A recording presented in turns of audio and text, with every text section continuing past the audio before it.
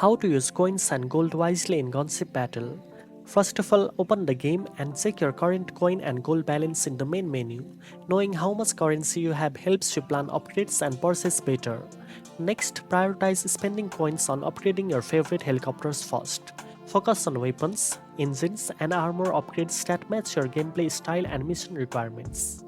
This ensures your helicopters are strong enough for high-level missions without wasting coins on unnecessary upgrades. For gold, save it for unlocking premium helicopters, special items, or rare upgrades that can be bought with coins.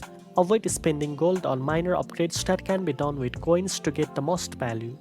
Take advantage of special events and time-limited offers to get more value for both coins and gold. Completing missions efficiently and collecting rewards regularly will also help maintain a steady balance of both currencies. Finally, combine strategic spending with regular gameplay, upgrades, mission, and events to maximize your resources and improve your overall performance in Gunship Battle.